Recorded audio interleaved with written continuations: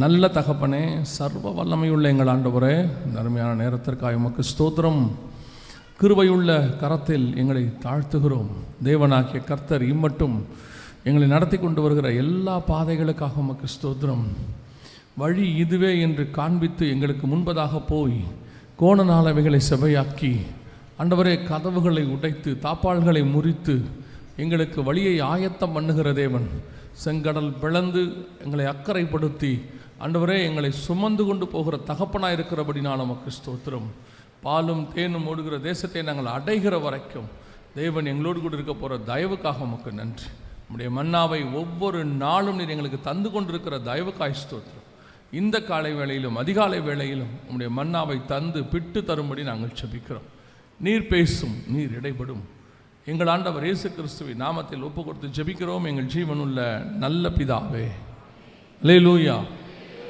1 ராஜாக்களின் புஸ்தகம் மன்னிக்கணும், அந்த 2 கொரிந்தியர் 11ஆம் அதிகாரம் 2வது வசனம், நான் உங்களை கற்புள்ள கன்னிகையாக கிறிஸ்து எனும் ஒரே புருஷனுக்கு ஒப்பு கொடுக்க நியமித்தபடியால். திருச்சபையை குறித்து பவுல் விதமாய் எழுதுகிறார். திருச்சபை மணவாளன் என்கிறதான கிறிஸ்துவுக்காக ஆயத்தம் பண்ணப்படுகிறது. இந்த ஆயத்தம் பண்ணப்படுகிற திருச்சபையை குறித்து அவர் சொல்லுகிற வார்த்தை என்னவென்று சொன்னால், ஒரே புருஷனுக்கு உங்களை ஒப்பு கொடுக்க நியமித்தபடியால் நீங்களும் நானும் வரப்போகிற இயேசு கிறிஸ்துவுக்கு ஒப்பு கொடுக்கப்படுவதற்காக காத்திருக்கிறோம் அல்லது பாதுகாக்கப்பட்டு கொண்டிருக்கிறோம். இப்போ நீங்கள் ஒரு திருச்சபைக்குள்ளே இருக்கிறீங்க, ஒரு மெய்ப்பனிடத்தில் இருக்கிறீங்க. இந்த சபையில் 5 வகையான ஊழியங்கள் இருக்கிறது. மெய்ப்பன் ஊழியம் இருக்குது, போதக ஊழியம் இருக்குது, அப்போஸ்தல ஊழியம் இருக்குது, தீர்க்க தரிசனம், சுவிசேஷம். இந்த 5 ஊழியங்களும் சேர்ந்து ஒரு கன்னிகையை தயார் பண்ணி வரப்போகிற மணவாளனுக்கு ஒப்படைத்தல். இதுதான் திருச்சபையினுடைய வேலை. நாம் அனைவரும் அந்த திருச்சபைக்குள்ளே ஒரு அங்கத்தினராக இருக்கிறோம். உங்களை இங்கே வைத்திருப்பதற்கு கர்த்தருக்கு முகாந்திரம் என்னவென்று சொன்னால், ஆவியானவர் எழுதுகிறார், வரப்போகிற புருஷனுக்கு உங்களை ஒப்பு கொடுப்பதற்கு. புருஷன் என்றால் ஆண், ஆண் மகன் என்ற அர்த்தம். 2 அர்த்தம் இருக்கிறது. திருமணமானவரை நாம் புருஷன் என்று சொல்லுகிறோம், அதே வேளையிலே ஒரு ஆணையும் புருஷன் என்று சொல்லுகிறோம் வேதத்தின்படி. வரப்போகிறதான நம்முடைய மணவாளன் இயேசு கிறிஸ்துவுக்கு சபையை கற்புள்ள கன்னிகையாக ஒப்பு கொடுப்பதற்கு. அப்போ ஆண்டவர் தம்முடைய கரத்தில் ஒப்படைக்க போகிறதான அந்த சபை எப்படிப்பட்டதாக இருக்க வேண்டும் என்று ஆண்டவருக்கு என்று ஒரு தகுதி இருக்கிறது. அதாவது ஒரு வசனத்தை பவுல் சொல்கிறாரு, எல்லாவற்றையும் அனுபவிக்க எனக்கு அதிகாரம் உண்டு, எல்லாமும் எனக்கு தகுதியாகிறாது. இந்த உலகத்தில் நம்ம அனுபவிக்கிறதுக்கு எல்லாத்தையும் அனுபவிக்க நமக்கு தகுதி உண்டு. என்ன காரணம் அப்படின்னு கேட்டிங்கன்னா, நீங்களும் நானும் ராஜாவுடைய பிள்ளைகளாக இருக்கிறோம். அந்த தேசத்தில் ஒரு ராஜா இருந்தால் அந்த ராஜாவுடைய மகனுக்கு அந்த ராஜாவுக்கு அதிகாரங்கள் எல்லாம் உண்டு. ஏன்னா அவன் இளவரசன். அப்படி இருக்கும் பொழுது, ஆனால் அந்த மகனுக்கு தெரியணும், எல்லாத்தையும் அனுபவிக்க எனக்கு அதிகாரம் உண்டு, ஆனால் எது எனக்கு தகுதி அப்படின்னு தெரியணும். நீங்கள் ரொம்ப நல்லா ஒரு விஷயத்தை தாவீதுகிட்ட பார்க்க முடியும். தாவீது ரொம்ப நல்லா ஜனங்களை நேசிக்கிறதான ஒரு மெய்ப்பன், ஆடுகளை நேசிக்கிற ஒரு மெய்ப்பன். ஆடுகளை எப்படி நேசிப்பாரோ அதே மாதிரி தான் ஜனங்களையும் நேசிப்பார். ஆனால் ராஜாவான பிறகு அவர் ஆடு மேய்க்க போக மாட்டார். நான் ரொம்ப நல்லா ஆடு மேய்ப்பேன்ப்பா அப்படின்னு சொல்லி அந்த ஏரியாவில் இருக்கக்கூடியதான ஆடு மேய்க்கிறவங்ககிட்ட போயிட்டு, நான் ராஜா தான்ப்பா, ஆனால் பழைய மேய்க்கிற ஆள் தான் நான், வா நம்ம போய் ஆடு மேய்க்கலான்னு போக மாட்டார். அவர் ராஜாவாகி விட்டார். அந்த ராஜாவுக்குரிய அபிஷேகம் வந்துருச்சு. இருதயம் மெய்ப்பன் இருதயமாக இருக்குது, அன்பு அந்த அன்பெல்லாம் இருக்குது. ஆனால் இனி நான் ஆடு மேய்த்தால் அது எனக்கு தகுதியாக இராது. அதை மேய்ப்பதற்கு எனக்கு அதிகாரம் உண்டு, ஆனால் அது எனக்கு என்னவாக இருக்காது, தகுதியாக இருக்காது. யோசேப்பை பார்த்தீங்கன்னா அழகாக ஒரு வார்த்தை சொல்வார். அந்த சகோதரர்கள்லாம் வந்து அவரை முன்னாடி பணிஞ்சு கொள்வாங்க. எல்லார் எதிலையும் யோசேப்பு உட்காந்துருப்பார். எழுந்திரிச்சு போய் என் சகோதரர்கள் அங்கே வந்து பார்க்க சொல்லுங்கன்னு ஒரு இடத்துக்கு வர சொல்வார். அது வந்து ஒரு புரோட்டோக்கால். அப்படின்னா என்ன அர்த்தம்னா, அந்த இடத்துல போய் இறங்கி அவங்ககிட்ட பேசி கட்டி பிடிச்சி உருள்றதுக்கு அவருக்கு தகுதி இருக்கிறது, அதிகாரம் இருக்கிறது. ஆனால் அது அப்படி பண்ணால் அவர் பதவிக்கு அது என்னவா இருக்காது, சரியாக இருக்காது. அதனால் வர சொல்லுவார், சகோதரர்களை கூட்டிகிட்டு வாங்க அப்படின்னு சொல்லுவார். பத்சேபாள் சாலமோனை பார்க்க வருவாங்க. வரும்போது அந்த அம்மா தான் இவருக்காக அந்த அரசாட்சியை வாங்கி கொடுத்தவங்க. அவரை ராஜாவாக்கினதே அந்த அம்மா தான். போய் தாவீதுகிட்ட கேட்டு வாங்கி அடுத்த அதிகாரத்தில் பத்சேபாள் சாலமோனை பார்க்க வருவாங்க. நம்மளாம் தான் என்ன பண்ணுவோம், அம்மா வாங்கம்மான்னு அவன் உட்காந்துருக்கிற சேரில் உட்கார சொல்லுவோம். கூட உட்காருங்கம்மா, இதுக்கெல்லாம் நீங்கள் தான் காரணம். ஏன்னா இன்றைக்கி யாராவது சேரில் உட்காந்துட்டா அம்மாவுக்கு முன்னாடி காலில் விழுற குரூப் இது. அந்த மாதிரி காலகட்டத்தில் நம்ம வாழ்ந்துட்டுருக்குறோம். அப்படி இருக்கும் பொழுது அழகாக ஒரு வார்த்தையை, ஒரு காரியத்தை சாலமோன் செய்வார். பத்சேபாளை கூப்பிட்டு அந்த அம்மாவுக்கு ஒரு சேர் போடுங்கம்பார். தன்னுடைய சிங்காசனத்தில் உட்கார விட மாட்டார். காரணம், அதை உட்கார வைப்பதற்கு அதிகாரம் உண்டு, ஆனால் தகுதியாகிறார். அதே மாதிரி தான் ஒவ்வொரு காரியத்தையும் நீங்கள் வேதத்தில் வாசிக்க முடியும். அப்போது கிறிஸ்துவுக்கு ஒரு மனைவியை, ஒரு மணவாட்டியை ஒப்படைக்க வேண்டும் என்று சொன்னால் அந்த மணவாட்டிக்கு ஒரு குணாதிசயம் இருக்கிறது, ஒரு தகுதி இருக்கிறது. அதுதான் அவருக்கு தகுதியாக இருக்கும். நமக்கு எல்லாமே ஓகே தான், ஆனால் அவருக்கு அப்படி அல்ல. அவருக்குரிய மணவாட்டி, அவருக்குரிய மனைவி எப்படிப்பட்டவளாக இருக்க வேண்டும் என்று அவருக்கு ஒரு கனவு இருக்கிறது, அவருக்கு ஒரு தகுதி இருக்கிறது. அவர் பக்கத்தில் போய் உட்கார்றதுக்கு நம்ம சிம்பிளாக சொல்கிறோம்ல, நம்ம சபைகளில் எந்த விதமான திருமண காரியங்களில் உலக பிரகாரமான எதையும் நாம் பார்க்கறதில்லை. வரதட்சணை பார்ப்பதில்லை, நேற்று கூட நம்ம பேசணும், ஜாதி பார்ப்பதில்லை, அப்புறம் ஏற்றத்தாழ்வு பார்ப்பதில்லை, எதையும் பார்க்கறதில்லை. ஆனால் நமக்கு ஸ்பிரிச்சுவல் கிரைட்டீரியான்னு ஒன்று இருக்கிறது, அதை கண்டிப்பாக பார்க்கிறோம். எல்லாவற்றையும் அனுபவிக்க எனக்கு அதிகாரம் உண்டு, ஆனால் எல்லாமும் எனக்கு தகுதியாகிறாது. அந்த ஸ்பிரிச்சுவல் கிரைட்டீரியா இருந்தால் தான் அது தகுதி. அதே மாதிரி தான் கிறிஸ்துவுக்கு மனவாட்டியாக இருக்கணும்னா அதுக்கு ஒரு தகுதி வேணும். நம்ம நினச்சிக்கிட்டு இருக்கிறோம், ஒரு மிகப்பெரிய தப்பான ஒரு தாட்டில் நாம் இருக்கிறோம். என்னென்னா, கிறிஸ்தவர்களாக இருக்கிற அத்தனை பேரும் கிறிஸ்துவின் வருகையில் போய்விடுவார்கள் அப்படின்னு ஒரு நம்பிக்கை. அப்படி பைபிள் சொல்லவே இல்லை, ஒரு இடத்துல கூட சொல்லலை. மனவாட்டிக்குன்னு நிறைய காரியங்களை அவர் வைக்கிறார், கிரைட்டீரியா வைக்கிறார். ஆனால் ஒன்றில் கூட அத்தனை பேரையும் கூட்டிகிட்டு போவேன் அப்படின்னு சொல்லவே இல்லை. நான் அடிக்கடி சொல்லுவேன், எவ்வளோ பேர் சர்ச்சுக்குள்ளே வராங்கன்றது முக்கியமே கிடையாது, எவ்வளோ பேர் சர்ச்சிலேருந்து பரலோகத்துக்கு வராங்கன்றது தான் முக்கியம். நம்ம கூட்டம் நிறையா இருக்கிறோம், சந்தோஷம், இல்லைன்னு சொல்லலை. ஆனால் அத்தனை பேரும் பரலோகத்துக்கு வந்தாதான் இவ்வளோ பேர் இங்கே வந்ததுக்கான காரணம் இருக்கிறது. அப்போ எல்லாரும் தகுதி படைச்சிருக்கிறோமா? இங்கே அத்தனை பேரும் அவருடைய விருப்பப்படி இருக்கிற கற்புள்ள கன்னிகையாக இருக்கிறோமா? அவருடைய கிரைட்டீரியாவுக்கு ஒத்து போகிறோமா அப்படின்னு சொல்லி பார்த்தா, கர்த்தர் நமக்குன்னு சில காரியங்களை, ராஜாவை சந்திப்பதற்கு சில காரியங்களை வச்சிருக்கிறார், அவரை சந்திப்பதற்கு. 1 ராஜாக்களின் புஸ்தகம் 1ஆம் அதிகாரம், 1 ராஜாக்களின் புஸ்தகம் 1ஆம் அதிகாரம் 2வது வசனத்தை வாசிங்க.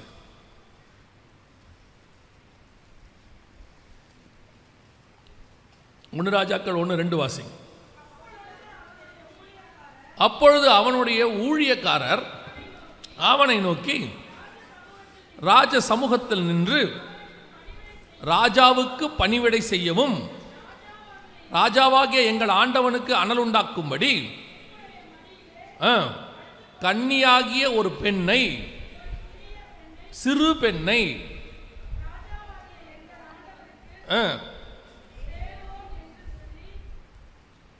நல்லா கவனிங்க, இந்த வசனம் என்ன சொல்லுது அப்படின்னா, அப்பொழுது அவனுடைய ஊழியக்காரர் என்ன செய்கிறாங்க, ராஜாவுக்கு அனல் உண்டாக்கும்படி கன்னியாகிய ஒரு சிறு பெண்ணை தேடுவோம் அப்படின்னு சொல்கிறாங்க. இந்த வசனத்தில் பார்த்தீங்கன்னா, அந்த ராஜாவுக்கு அனல் உண்டாக்கணும். இந்த ராஜா யார் அப்படின்னு கேட்டிங்கன்னு சொன்னால் தாவீது. தாவீது யார்? ஆரம்பிக்கும் போதே ஓப்பனிங்கே பயங்கரமான ஓப்பனிங், கோலியாத்தை ஜெயிச்சுட்டு வந்தவர். அதுக்கப்புறம் எல்லாம் அவருடைய யுத்தம் எல்லாம் ஸ்பிரிச்சுவல் வார் தானாமா. நீர் கர்த்தருடைய யுத்தத்தை நடத்துகிறவராமேன் அப்படின்னு சொல்கிறான். அந்த மாதிரி ஒரு ஜைஜாண்டிக்கான ஆள். தாவீதை கண்டு பெலிஸ்தர்கள் பயந்திருந்தார்கள். ஐப்ராத் நதிக்கரை வரைக்கும் தாவீதுடைய எல்லை பெரிதாக இருந்தது என்று சொல்லப்படுகிறது. அந்த மாதிரி தாவீதுடையதான விஸ்தாரம்.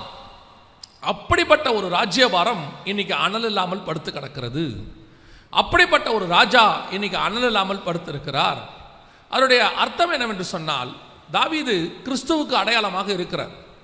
இந்த காலகட்டத்தை குறித்து இந்த குறித்து யாக்கோபு ஒரு தீர்க்க தரிசனம் சொல்றார். தாவீது இப்படி படுத்திருப்பதை குறித்து யாக்கோபு ஒரு தீர்க்க தரிசனம் சொல்கிறார். வாசிங்க, ஆதியாகமத்தின் புஸ்தகம் 49ஆம் அதிகாரம் 9வது வசனத்தை வாசிங்கள். ஆதியாகமம் 49:9. யூதா பாலசிங்கம், இனி இறை கவிக்கொண்டு ஏறி போனாய், என் மகனே, சிங்கம் போலும் கிழச்சிங்கம் போலும் மடங்கி படுத்தான், அவனை எழுப்புகிறவன் யார்? இந்த யூதா கோத்திரத்தினுடையதான சிங்கம் அப்படின்னு கேட்டிங்கன்னா, ராஜ்யபாரம் ஆரம்பிக்கிறது தாவீது கிட்ட. சவுல் பென்யமீன் கோத்திரத்தான். யூதா கோத்திரத்தினுடையதான ராஜ்யபாரம், கிறிஸ்துவின் ராஜ்யபாரத்துக்கான அடையாளம் ஆரம்பிக்கிறது தாவீது கிட்ட. அந்த ராஜ்யபாரம் முடிவடைவது இயேசு கிட்ட. இந்த ரெண்டு பேரை பற்றின ப்ராஃபஸி தான் இங்கே இருக்கும். யாக்கோபு பார்த்தது. யாக்கோபு சொல்றாரு, சிங்கம் போலும் கிளச்சிங்கம் போலும் மடங்கி படுத்தான். இந்த சிங்கம் கிளச்சிங்கம் யாருன்னு கேட்டா, இயேசு கிறிஸ்து தான் சிங்கம், யூதா கோத்திரத்து சிங்கம். அவர் கிளச்சிங்கம் யாருன்னா தாவீது. ஏன்னா அந்த 1 ராஜாக்களின் புஸ்தகம் 1ஆம் அதிகாரம் 1ஆம் வசனம் சொல்லுகிறது. அந்த 1 ராஜாக்கள் 1:1 வாசிங்க. தாவீது ராஜா வயது சென்ற விருத்தாப்பியனான போது, வயது சென்ற கிழவன் ஆயிட்டார். இவங்க ரெண்டு பேரும் இப்போ மடங்கி படுத்திருக்கிறாங்க. இங்கே தாவீது மடங்கி படுத்திருக்கிறார், அனல் இல்லாமல். இயேசு சிலுவையில் அறையப்பட்டு கல்லறைக்குள்ளே வைக்கப்பட்டிருக்கிறார். இந்த ரெண்டு பேருக்குமான பதில், அந்த கேள்வி யாக்கோபுக்கு வருகிறது. சிங்கம் போலும் கிளச்சிங்கம் போலும் மடங்கி படுத்தான், அவனை யூதா கோத்திரத்தை எழுப்புகிறவன் யார்? இப்போ இயேசு கிறிஸ்துவை மரித்தோரிலிருந்து பிதாவாகிய தேவன் உயிரோடு கூட எழுப்பினார், நாங்கள் அதற்கு சாட்சிகளாக இருக்கிறோம் பேதுரு சொல்லிட்டார். இப்போ இயேசுவை எழுப்புறதுக்கு பதில் கிடைச்சிருச்சு. எழுப்புகிறவன் யார்? யாக்கோபு கேட்டார், பதில் கிடைச்சிருச்சு. ஆனால் கிழச்சிங்கம் போல மடங்கி படுத்தது தாவீது. சிங்கம் போல படுத்த இயேசுவை பிதா எழுப்பிட்டார். கிழச்சிங்கம் போல படுத்த தாவீதை எழுப்புகிறவன் யார்? இந்த யூதா கோத்திரத்தை எழுப்புகிறவன் யார்? இதுக்கு பதில் தான் அந்த சிறு பெண்ணை தேடுகிறார்கள். 2வது வசனம், அனல் உண்டாக்கும்படி ராஜாவை மீண்டும் எழுப்பும்படி ஒரு சிறு பெண்ணை தேடுவோம். இது எதற்கான அடையாளமாக இருக்கிறது? கிறிஸ்துவினுடைய ராஜ்யம், தாவீதின் ராஜ்யம், யூதாவின் ராஜ்யம் இன்னைக்கு நம்மளுடையதான பரலோக ராஜ்யத்தினுடைய ஒரு பகுதி இன்னைக்கு கிரியை செய்யுது. இன்னைக்கு திருச்சபையினுடைய காலத்தை நீங்கள் அப்படியே பார்த்துக்கிட்டே வந்தீங்கன்னா, ஒவ்வொரு காலகட்டத்திலும் நல்ல ஒரு எழுப்புதல் வந்து நல்ல ஒரு அனல் உண்டான காலம் இருக்கும். அதற்கு பிறகு பார்த்தீங்கன்னா அப்படியே கொஞ்சம் கொஞ்சமாக அந்த அனல் குறையும். அதைத்தான் நம்ம எழுப்புதல்னு சொல்கிறோம். எழுப்புதல் வரணும்னு சொல்கிறோம். இப்போது 1906 அசுசா ஸ்ட்ரீட்டில் ஒரு பெரிய எழுப்புதல் வந்துச்சு, உலகளாவிய எழுப்புதல். இன்னைக்கு இருக்கிற அந்த பெந்தகோஸ்தே பெண்டிகாஸ்டல் மூவ்மெண்ட்டு நம்ம சொல்கிறோம் இல்லையா, இதனுடையதான மீண்டும் எழுப்புதல் நடந்தது அப்போதான். 1 நூற்றாண்டில் ஊற்றப்பட்டு அப்படியே கொஞ்சம் கொஞ்சமாக மங்கி அந்த எழுப்புதல் மீண்டும் ஊற்றப்பட்டது 1906. இப்போ இந்த ஒரு 120 வருஷம், இந்த 2026 வந்தால் 120 வருஷம். அது இந்த 120 வருஷத்தில் கொஞ்சம் கொஞ்சமாக இந்த அனல் குறைஞ்சி சபை இன்னைக்கு ஒரு அனல் இல்லாத நிலைமையில் இருக்கிறது. நான் இப்படி சொன்ன உடனே சபையில் அனல் இல்லையா அப்படின்னு கேட்குறாங்க. அனல் இல்லையான்னு கேட்குறவங்க தான் எழுப்புதல் கூட்டமே நடத்துகிறாங்க. அப்புறம் ஏன் எழுப்புதல் கூட்டம் ஒன்று வைக்கணும்? எழுப்புதல் கூட்டம்னு ஒன்று வைக்கிறோம்னா அப்போ எழும்பாமல் இருக்கிறாங்கன்னு அர்த்தம். அதனால தான் என்ன வச்சுருக்கிறோம்? எழுப்புதல் கூட்டம். எழுப்புதல் கூட்டம்னா உடனே நீங்கள் இன்னும் இப்படி நினச்சிடக்கூடாது. இன்னொருத்தர் இருக்கிறாங்க. எழுப்புதல்னா என்ன? 5000 பேர், 10,000 பேர், 20,000 பேர் ரட்சிக்கப்பட்டு சபைக்குள்ளே வருவாங்க. அது 2வது பகுதி. எழுப்புதலுடைய ரிசல்ட் அது. எழுப்புதலுடைய ஆரம்பம் என்ன தெரியுமா? சபைக்குள்ள இருந்து அக்கினிமயமான நாவுகள் இறங்கினால்தான் வெளியே இருக்கிற 3000 பேர் ரட்சிக்கப்படுவாங்க. பேதுருக்குள்ள அக்கினிமயமான நாவுகள் அந்த 120 பேர் மேலே இறங்கினதுனால அன்னைக்கு 3000 பேர் ரட்சிக்கப்பட்டாங்க. அதைத்தான் உங்களுக்கு சொல்கிறேன். சபைக்குள்ளே தான் எழுப்புதல் இருக்குது. சபை எழும்பணும். இந்த 120 பேர் 3.5 வருஷம் இயேசுவோடு இருந்திருக்கிறாங்க. கலிலேயாவிலிருந்து அவரோடு கூட ஊழியம் பண்ணி கொண்டு வந்த மகதலேனா மரியாள் ஆரம்பித்து இயேசுவால் தேர்ந்தெடுக்கப்பட்ட 12 அப்போஸ்தலர்கள் ஆரம்பித்து 120 பேர் அவர் கூட இருக்கிறாங்க. ஆனால் இயேசு இருக்கிற வரைக்கும் வராத எழுப்புதல் அந்த இயேசு பரமேறி போன 50வது நாள் வருது. அதான் பரமேறி போனதுன்னா அன்னிலிருந்து 10வது நாள், இயேசு உயிர் தெழுந்ததுலேருந்து 50வது நாள். அதனால தான் அதுக்கு பேர் பெண்டிகாஸ்டல்னு பேர். பெந்தகோஸ்தே எனும் நாள் வந்த போதுன்னா 50வது நாள்னு அர்த்தம். அப்போது இந்த 120 பேருக்குள்ளே வந்ததான எழுப்புதல் தான் வெளியே 3000 பேருக்குள்ளே போச்சு. அது அப்படியே எருசலேமிலும் யூதேயாவிலும் சமாரியாவிலும் பூமியின் கடைசி பரியந்தம் நம்ம வரைக்கும் வந்திருக்குது. திருப்பி அந்த அனல் கொஞ்சம் கொஞ்சமாக குறைஞ்சிடுச்சு. இப்போ திருப்பி அசுசா ஸ்ட்ரீட்டில் அப்போஸ்தலிக் ஃபெய்த் அப்படிங்கிற சர்ச்சில் பாஸ்டர் செய்மூர் அவருடைய தலைமை கீழே இருந்த சபையில் தான் ஃபஸ்ட்டு எழுப்புதல் வந்துச்சு. இந்த நம்ம காலத்தில் சபைக்குள்ளே தான் வந்துச்சு. அன்னைக்கு அவருடைய காலகட்டத்தில் எடுத்து பாருங்க, அந்த மாதிரி ஒரு காலத்தை திருப்பி நம்ம இன்னும் பார்க்கல. ஒரு நாளைக்கு 3 ஆராதனை, 7 நாளும் ஆராதனை, 3 வருஷம் நடந்திருக்கு. அந்த மாதிரி ஒரு நாளைக்கு 3 ஆராதனை, 7 நாளும் ஆராதனை, 3 வருஷம் அப்படி நடந்திருக்குது. அந்த 3 வருஷம் 365 நாளும் 7 நாளும் 3 ஆராதனை அன்னைக்கு ஆரம்பிச்சது. அந்த அக்கினி இந்த 120 வருஷமா போயிட்டே இருக்குது. அதான் எழுப்புதல். திருப்பி இப்போ அது அப்படியே மங்கிருச்சு, கொஞ்சம் கொஞ்சமா சபைக்குள்ள அந்த அனல் குறைஞ்சிருச்சு. அது குறையிறதுனால இப்போ மீண்டும் இன்னொரு எழுப்புதலை நாம் எதிர்பார்க்கிறோம். மீண்டும் ராஜாவினுடைய ராஜ்யம் எழுப்பப்பட வேண்டும். ஒரு அக்கினி வேண்டும், ஒரு அனல் உண்டாக்குற வேலை வேண்டும். இப்ப கர்த்தர் என்ன செய்கிறாரா, ராஜாவுக்கு அனல் உண்டாக்கும்படி ஒரு சிறு பெண்ணை தேடுவோம். கர்த்தர் இப்பொழுது என்ன செய்கிறார், நான் திருப்பியும் சொல்றேன், கர்த்தருடைய ராஜ்யத்துக்கு கடைசி காலத்தில் ஒரு எழுப்புதலை காண்பதற்கு ஆண்டவர் ஒரு சிறு சபை, நான் சிறு சபைனா அளவில் சொல்லல, குட்டி சர்ச்சு 20 பேர் அப்படி சொல்லல. ஆண்டவருடைய பார்வையில் நாம் சிறியவர்களாக இருந்தாலும் கர்த்தருக்கு, அவருடைய ராஜ்யத்துக்கு, ஊழியத்திற்கு, எழுப்புதலுக்கு பயன்படக்கூடிய ஒரு சபையை கர்த்தர் தேடுகிறார், கர்த்தர் எதிர்பார்க்கிறார். அந்த சபையை கொண்டுதான் கர்த்தர் பெரிய காரியத்தை செய்ய விரும்புகிறார். ராஜாவினிடத்தில் அந்த பெண்ணை கொண்டு வந்தார்கள் அப்படின்னு இருக்குது. பவுல் சொல்றாரு, கற்புள்ள கன்னிகையாய் ஒப்படைக்கும்படி. அப்ப ராஜா கிட்ட வரணும்னா இவள் என்னவாக இருக்க வேண்டுமா, ஒரு கன்னி ஆகிய சிறு பெண்ணை. கன்னி ஆகிய என்ன அர்த்தம், புருஷனை அறியாத அப்படின்னு இருக்கு. மரியாதை குறித்து சொல்லும்பொழுது புருஷனை அறியாத அப்படின்னு இருக்கு. அவருடைய அர்த்தம் என்ன, வேற எந்த உபதேசத்துக்குள்ளும் இல்லாமல் கர்த்தருக்காக வைராக்கியமாக ஒரு வாழக்கூடியதான ஒரு சபை, ஒரு ஊழியம், ஒரு கூட்டத்தை கர்த்தர் எதிர்பார்க்கிறார். எந்த கலப்படமும் இல்லாமல் கடைசி காலத்தில் ஒரு வேறு பிரிக்கப்பட்ட ஒரு கூட்டம் கர்த்தருக்கு தேவைப்படுகிறது. இன்னைக்கு கிறிஸ்தவம் என்பது கலப்படம் நிறைந்ததாக மாறிடுச்சு. உலகத்துக்கு ஒத்த வேஷம் தரிக்க கூடாதுன்னு ரோமர் 12 சொல்லுது. ஆனால் இன்னைக்கு சபை உலகத்துக்கு ஒத்த வேஷத்தை தரிப்பதில் ஆர்வம் கொண்டிருக்கிறது. தேவபுத்திரர் மனுஷகுமாரத்திகளோடு தங்களை இணைத்துக் கொள்வதை அவர்கள் விரும்புகிறார்கள். ஒரு ஃபேண்டசி, ஒரு மாடர்ன் ஏஜ் அல்லது உலகத்தில் நடக்கக்கூடிய தற்காலத்துக்கு ஏற்ற மாதிரி தன்னை மாடிஃபை செய்து கொள்வது. நல்லா கவனிச்சு கொள்ளுங்க. இப்படி சொன்ன உடனே ஒரு பெரிய பைபிள் டீச்சர் என்ன சொல்றாரு, இவர் சும்மா உலகத்தை சபைக்குள்ள கொண்டாடாதங்கிறாரு. அவன் மைக் தேவையில்லையா, அவன் லைட்டு தேவையில்லையா, ஸ்பீக்கர் தேவையில்லையா அப்படின்னு கேட்கிறாரு. திருப்பியும் சொல்றேன், நல்லா கவனிச்சு கொள்ளுங்க.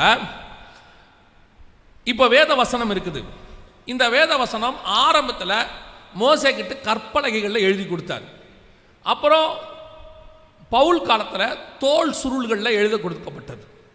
இப்போ நம்ம காலத்தில் பேப்பர் வந்துச்சு, பிரிண்டட் வெர்ஷன். இப்போ டிஜிட்டல், காற்றுல எழுதுகிறோம். நான் சொல்கிறது உங்களுக்கு புரியுதா?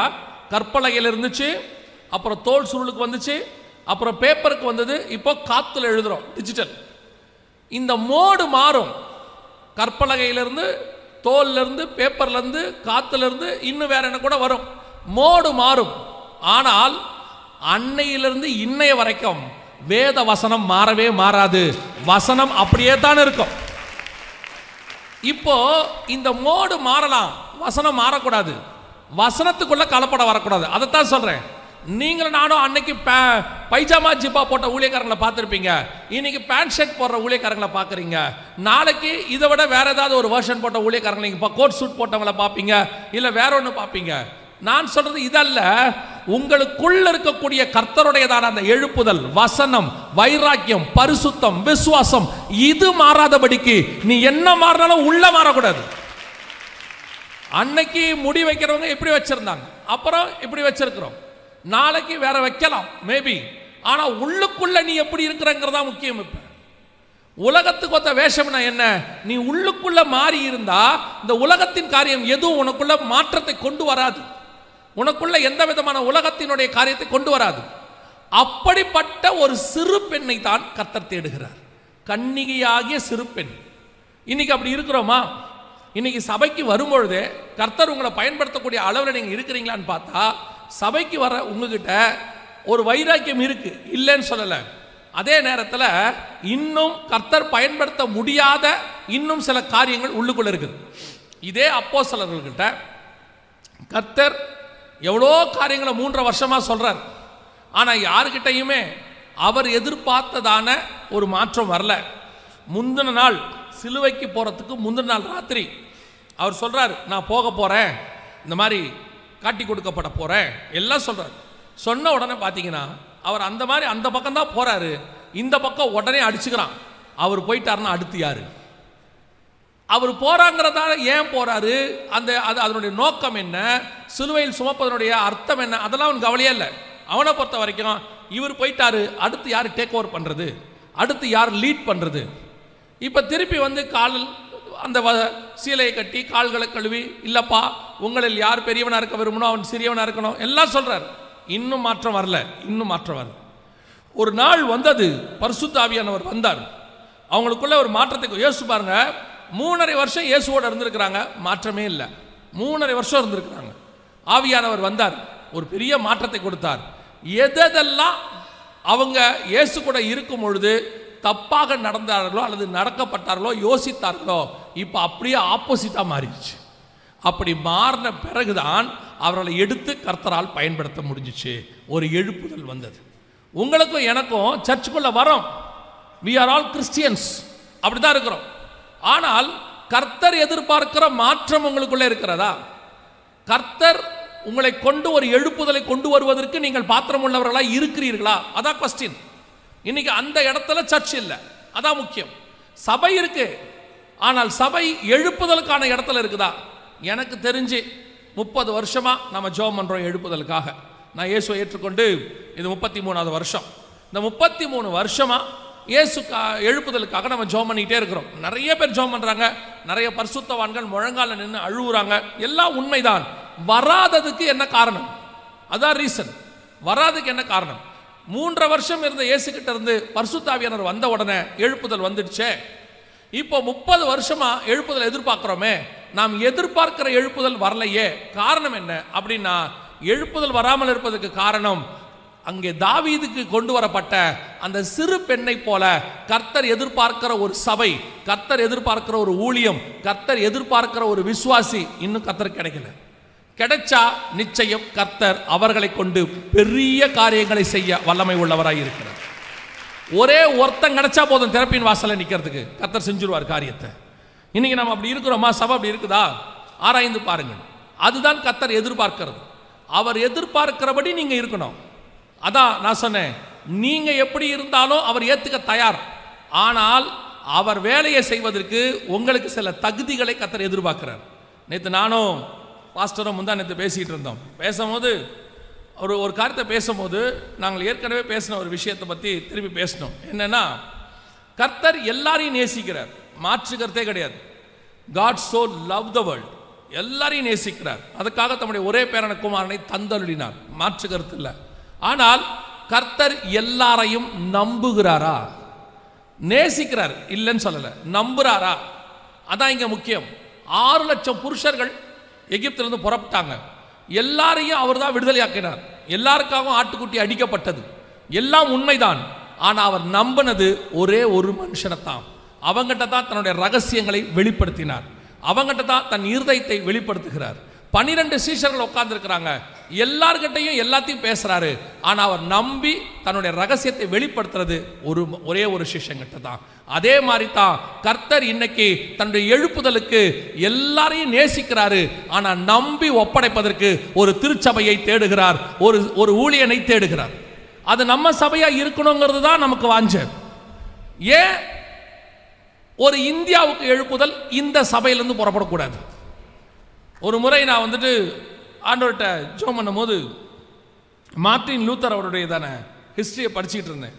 படிக்க படிக்க படிக்க அவருடைய ரிஃபார்மேஷன் எல்லாத்தையும் படிக்க படிக்க படிக்க இப்படி ஒரு ஜெபம் பண்ணேன், ஆண்டவரே இன்னொரு மார்ட்டின் லூத்தரை எழுப்புங்கப்பா, இன்னும் ஒரு மார்ட்டின் லூத்தர் வந்தால் நல்லா இருக்குமே ஆண்டவரே அப்படின்னு ஜெபம் பண்ணும்போது ஆவியானவர் எனக்கு உணர்த்தினது, இன்னொருத்தரை எழுப்புங்கன்னு ஜெபம் பண்ணாத, என்னை எழுப்புங்கன்னு ஜெபம் பண்ணு, அதுதான் சரியான ஜெபம்னு சொன்னார். நாம் இன்னொருத்தருக்காக ஜெபம் பண்றோம், ஆனா கர்த்தர் நாம் எழும்ப வேண்டும் என்று எதிர்பார்க்கிறார். ஏன் இந்தியாவுக்கு எழுப்புதல் இந்த கம்ஃபர்ட் சர்ச்ல வரக்கூடாதுன்னு சட்டம் இருக்குதா? ஏன் வரக்கூடாது? இங்கிருந்து வரலாமே. நம்முடைய வியூவே என்ன இருக்குன்னா, எங்கிருந்தோ ஒரு எழுப்புதல் வரும், கர்த்தர் கொண்டாடுவார். எங்கிருந்தோ அல்ல, அது இங்கிருந்தே வரணும், இந்த சபையிலிருந்து தொடங்கணும். அந்த சிறு பெண் நானாக இருக்க வேண்டும், அது இந்த சபையாக இருக்கணும். ஏன் வரக்கூடாது? ஏதோ ஒரு மூலையிலேருந்து அமெரிக்காவிலேருந்து அசுசா ஸ்ட்ரீட்லேருந்து வரலையா? உலகத்துக்கே அமெரிக்கா மூலையில் கிடக்கு. அந்த மூலையிலிருந்து ஒரு எழுப்புதல் வரலையா? எருசலேமிலிருந்து மட்டும்தான் வரணும்னு இல்லை, அமெரிக்காவிலிருந்தும் வரலாம், நார்வேலிருந்தும் வரலாம், வந்திருக்கு. பல இடங்கள்லேருந்து எழுப்புதல் நடந்திருக்குது. அதே மாதிரி இங்கிருந்தும் வருவதற்கு வாய்ப்பு இருக்கிறது. கர்த்தர் எடுத்து பயன்படுத்த விரும்புகிறார். ஆனால் அதுக்கு அர்ப்பணிக்கிற ஒரு சர்ச் வேணும். கற்புள்ள அந்த கன்னிகையான ஒரு பெண், அதுதான் ரொம்ப இம்பார்ட்டன்ட்.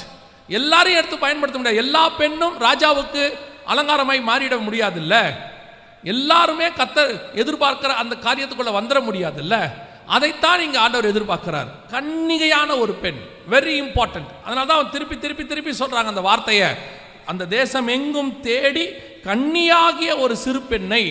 ஏன் அனல் உண்டாக்குறதுக்கு எந்த பெண்ணா இருந்தா என்ன இல்ல, ராஜாவுக்குன்னு ஒரு குவாலிட்டி இருக்கு, ராஜாவுக்குன்னு ஒரு தகுதி இருக்குது. ராஜா அந்த குவாலிட்டி உள்ளதான சபையைத்தான் கர்த்தர் தேர்ந்தெடுக்கிறார். எல்லா சபையும் கர்த்தர் தேர்ந்தெடுக்கிறதுல. திருப்பியும் சொல்றேன், நாம் எதுல பெரிய ஆளா இருக்கிறோங்கிறது முக்கியமே இல்லை, எந்த காரியத்தில் பெரிய ஆளா இருக்கிறோன்றது முக்கியமே இல்லை. எப்பவும் சொல்லுவேன், எவ்வளோ பேர் என் வீடியோவை பார்க்குறாங்கன்றது முக்கியமே கிடையாது, எத்தனை ஆயிரம் எத்தனை லட்சம் வியூஸ் போகுது முக்கியமே கிடையாது, எவ்வளோ பேர் வந்து சாட்சி சொல்கிறாங்க அதுவும் எனக்கு முக்கியம் கிடையாது. கர்த்தர் என்னை நம்புகிறாரா அதுதான் முக்கியம். கடைசி வரைக்கும் இந்த கழுதை மேலே கர்த்தர் உட்கார்ந்து இருக்கிறாரா அதான் முக்கியம். அதை பேஸ் பண்ணித்தான் ஒரு ஊழியக்காரர் இருக்கிறார். இப்போ ஒரு நம்ம கிட்டத்தட்ட இங்கே ஒரு 1000-2000 பேர் உட்காந்துருக்கிறீங்க. இவ்வளோ பேர் உட்காந்துருக்கிறோம், பெரிய சர்ச் அப்படின்னு ஆட்டோமேட்டிக்காக சொல்லிடுவாங்க. பெரிய சர்ச், பெரிய சர்ச் என்பதை விட நாம் வாங்க வேண்டிய வேற பேர் இன்னொன்று இருக்கு, நல்ல சர்ச். கர்த்தருடைய பார்வையிலே பரிசுத்தம் உள்ள சபை, கற்புள்ள சபை, இதுதான் நாம் வாங்க வேண்டிய பெயர். இப்போ யோசிச்சு பாருங்க, இதே கோயம்புத்தூரில் ஒரு 50 பேர் உள்ள சர்ச் இருக்கும், இருக்கு, நிறைய இருக்கும். அந்த 50 பேரும் கர்த்தருக்கு பிரியமாக இருந்தா இப்போ கேட்டகரி பெரிய சர்ச்சா சின்ன சர்ச்சா இல்லை, நல்ல சர்ச்சா நல்ல சர்ச் இல்லையா, அதான் கேட்டகரி. கர்த்தர் எதிர்பார்க்கிறது என்ன? பெரிய சபையே உள்ளேவான் அல்ல, உண்மையும் உத்தமம் உள்ளவனே உள்ளேவா. அப்ப கர்த்தர் நமக்கு வச்சிருக்கிற குவாலிட்டி என்ன தெரியுமா? கன்னிகையாகிய ஒரு சிறு பெண். எக்ஸ்பெக்டேஷன், கர்த்தருக்கு ஒரு எக்ஸ்பெக்டேஷன் இருக்கு, அதைத்தான் கர்த்தர் எதிர்பார்க்கிறார். அது உங்ககிட்ட எங்கிட்டையும் இருக்கா? அப்பதான் கர்த்தர் எடுத்து எதுக்கு பயன்படுத்த முடியும்? ரிவைவலுக்கு பயன்படுத்த முடியும், எழுப்புதலுக்கு பயன்படுத்த முடியும். இன்னும் கொஞ்ச காலம் தான் இருக்கு, பார்க்குறோம். வருக வரப்போது, அது நடக்க போது, இது நடக்க போது, எல்லாம் உண்மைதான்.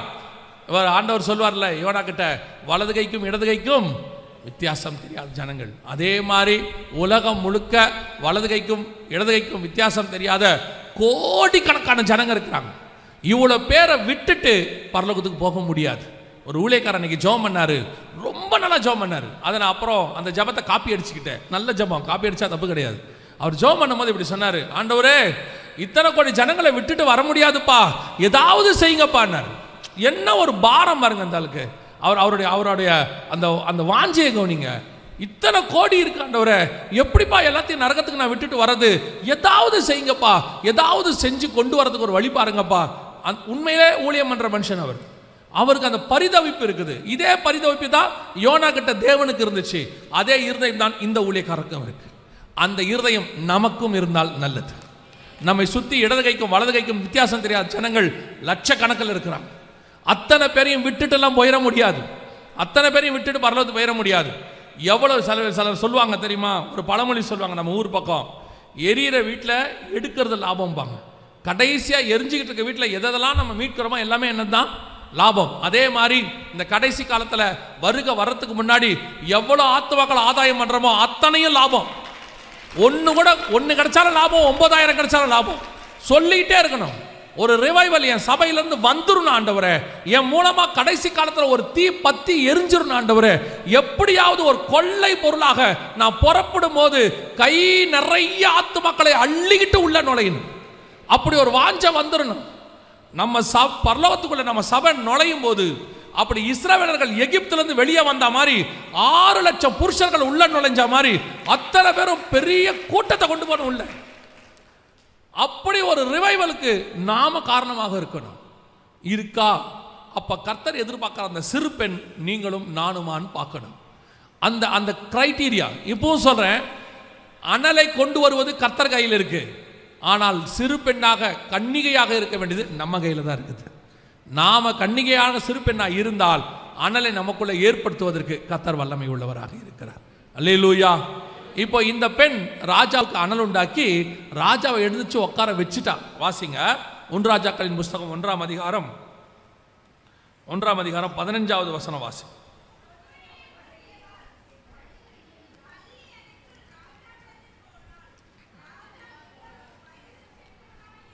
ராஜா மிகவும் வயது சென்றவனாய் இருந்தான்.